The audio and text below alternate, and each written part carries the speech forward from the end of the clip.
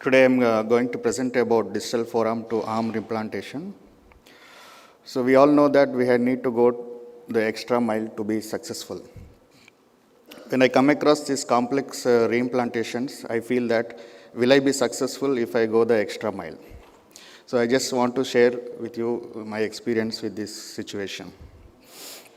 So we all know the goals of replantation are to restore function, improve the quality of life, preserve autonomy, and prevent chronic pain.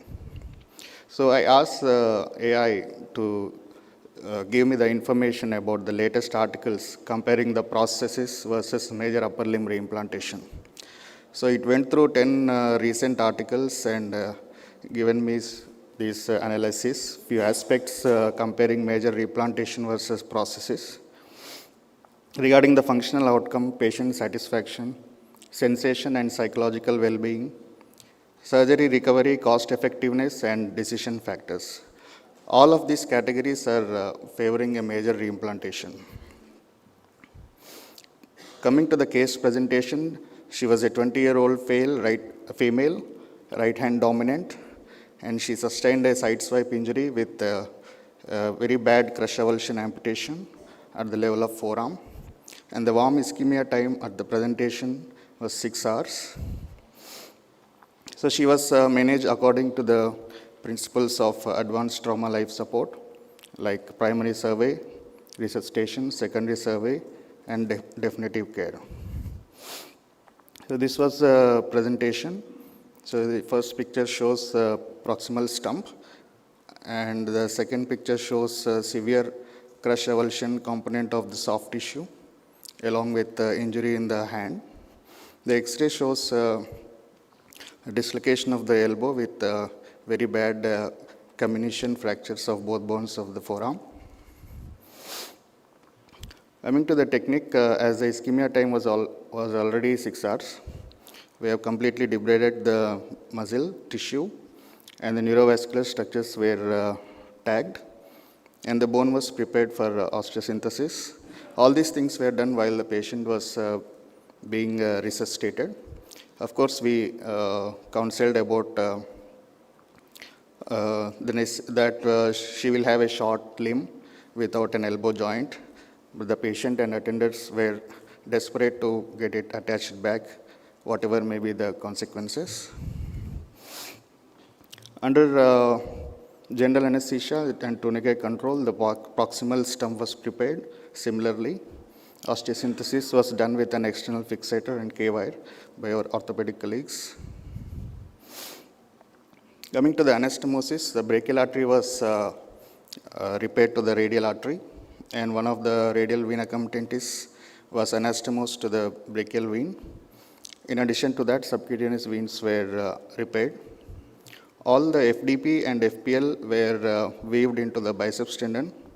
EDC and EPL were weaved into the triceps tendon. Median ulnar nerves were repaired end-to-end with 10-0 ethylon. The duration of surgery was in 6 hours. Coming to post-op rehabilitation, passive flexion extension of fingers and thumb was started after 1 week, followed by active assisted and active exercise after 2 and 4 weeks respectively. External fixator and K-wire were removed after 8 weeks. Below elbow cast was applied for 4 more weeks, followed by strengthening of biceps and triceps muscles. She was assessed at 9 months, the functional outcome. Later on, I didn't have a personal follow-up. So at the 9 months, she had good active flexion and extension of fingers, strong hook grip. The motor recovery of the thinner muscles were present and improving. There was claw deformity with poor intrinsic recovery. However, the sensory recovery was good. And she was very well using the hand with bimanual hand functions. And she was pronating and supinating the forearm with compensatory shoulder movements. Following the Chen's criteria, her recovery was grade 2. She was able to resume some gainful work, but not original employment. Range of motion, recovery of sensation and muscle power were good. This is a post-operative video at 9 months follow-up. She is able to flex and extend her MCP and fingers. She was able to use the hand to do basic household work. Whenever she is using the opposite limb, her, as usual, the function is improved with the support of the normal hand. She is able to grasp with larger objects, and with some difficulty she is able to grasp some finer objects also.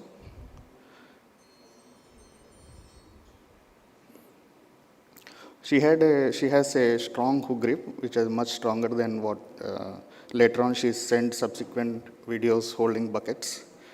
But yes, the limb was short, and she doesn't feel shy to cover this hand. She is happy to keep it open. The challenges which I was faced is she was a young female, and the ischemia time was borderline.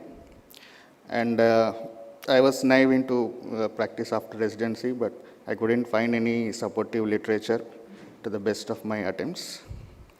And a short limb without an elbow function. She didn't come for any other procedure, but I just thought, what else can be done? Can the limb be lengthened? Is mega elbow prosthesis, which I was looking at previous presentations, was it an option? Yes, stenolysis and claw correction can be added to improve the hand function. Coming to the conclusion, forearm to arm replantation can provide acceptable hand function despite limb shortening and absent elbow joint. But yes, the patient should be willing for this appearance. And to emphasize the importance of reimplantation over amputation for improved quality of life. Thank you.